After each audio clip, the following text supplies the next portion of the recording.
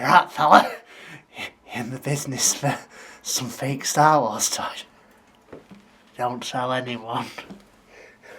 Got this bad boy for you. Yeah, for £16, alright? Shh, don't tell nobody, okay?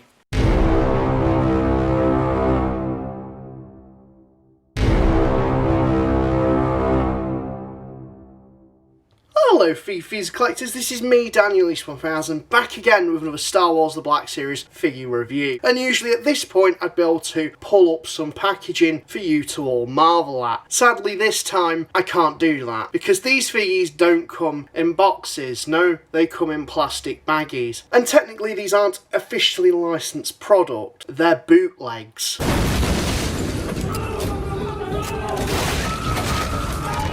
Shock horror. So yes indeed, today I'm going to be delving into the sneaky underworld of the figgy world. When Hasbro won't do it, Vale's Toys apparently will. Who are Vale's Toys? Well, effectively they're a company on AliExpress that are churning out, mainly more notable for me in terms of Star Wars, clone troopers. Hasbro and Black Series have really missed a beat in terms of how many clones and things Clone Wars related that they could make. There's a huge untapped potential market that they've really not cracked into, and Vale's Toys have turned around and they've been really catering to that demand. Just going to flash this up right now, but two of these are an imposter. We'll come back at the end of the video to figure out which two are. Now, while I would love to own nearly,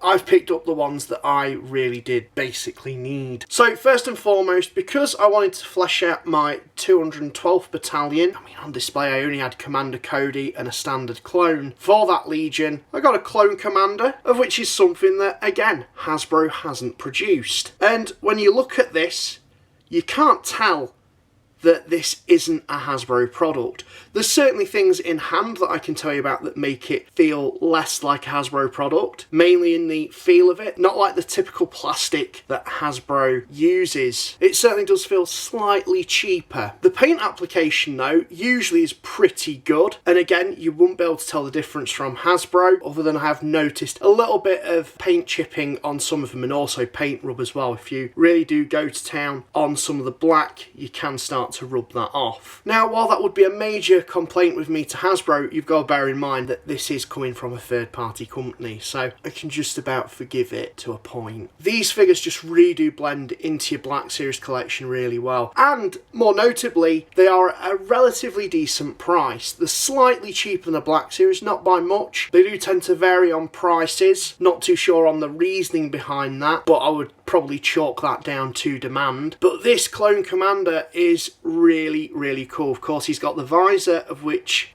you can fold up. Does have that nice marking on the eye there. It is a little bit ski whiff on mine. I don't know if the camera's really going to pick that up. It's fractionally ski whiff, but I'm sure if you maybe put it in hot water it would probably straighten that out. But in terms of the blasters, really, really nice. Long rifle there. You've got his two pocket sidearms as well. Just looks really, really good. Now, to further flesh out my 212, there were two characters that I've always wanted Hasbro to make. They've done them in 3 3/4 inch, but never in a million years would I see Hasbro make these two in Black Series. And as such, I think Vale's Toys saw that opportunity and they ran with it. So I'm just going to have to refer to the names here so that I don't get them mixed up. We've got Waxer and Boyle. These are two characters that appeared in the Clone Wars, probably one of my favourite episodes, The Innocence of Ryloth. While these two aren't in their Phase 1 armour, of which is how they appeared in that episode, Vale's Toys have got you covered for that as well. These are Waxer and Boyle in their Phase 2 armour, and I absolutely love that, and I'm so pleased to have these in my collection, really bulking out my ranks with some more named clones. So first and foremost, you've got Waxer here, most notably distinguished by his helmet and the markings on that, which has a kill count, and also Numa's face there. And if you don't know who Numa is, she's the little Twilight girl that they help in the episode. If we move around, we've got a kill count on there with a battle droid. Just some really, really cool markings. Again, these are easy repaints that Hasbro could do, and they simply haven't. So I'm really pleased that Vail Toys have picked up the baton and absolutely run with these. Moving on to Boyle though, he's distinguished by his marking on his helmet just there. The little red arrow.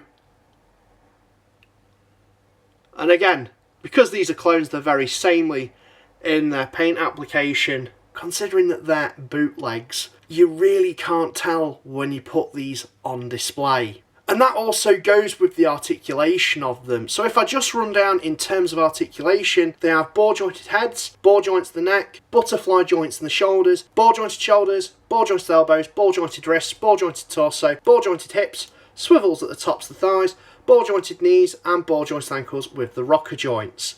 So these are the exact same Black Series articulation because it's the exact same figure mould. The only thing that really is noticeable in terms of the articulation when you're posing, some of the joints can either vary from being really loose to being really stiff. The wrist on one or two of mine didn't move, so I've not bothered with that. And when I say really, really loose, they're just fractionally more looser than what your standard Black Series would be, so what you would normally be used to. So again, it's not really a massive complaint. As far as having these on display goes, if you just want a big army of clones to put on a shelf, these are an absolutely fantastic alternative to what Hasbro puts out, particularly in terms of the unique clones. For example, the ATRT driver. I got an ATRT 3D print for Christmas, of which I've painted up, but I had no rider for it. If you really want a big collection of clones out on display, Vail's Toys is going to have you covered. Although with that being said, I really do hope they expand into different legions. And it does appear as though they are. I mean, as such, it is worth noting as well, there was a brief stint where they weren't shipping out to the UK. But as soon as they returned, I had to pop some orders in. Here's the thing, I really can't gush enough about these figures. They are so, so good. Relatively well priced. Yes, it does take a little bit of time for you to get them in hand, considering that they do need to be shipped internationally, if you are like me, buying from the UK. But all things considered, it didn't take that long for them to arrive. But once you get them out on display, these look absolutely fantastic, and again, you really can't distinguish these from the legitimate Hasbro product. You would genuinely think these were put out by Hasbro. It's only until when you actually get them in hand, start smelling them, because there's definitely a bit of an odour there, you would start to notice some of the bootlegginess about them. And I think it's definitely evident now that we've got these from Vail's Toys. Hasbro are really trying to play catch up. We're certainly seeing this with the Clone 2 packs that they're releasing and the clone drive that they're really pushing forward. But anyways, that's my thoughts. Let me know what you guys think. Have you picked up of any Vail's Toys clone offerings? Sound off in the comments down below. And well, this is me, Daniel East 1000, signing out, and thank you very much for watching. Oh yeah, and if you're wondering which two clones were the imposters, it was these two. Again, you really wouldn't notice.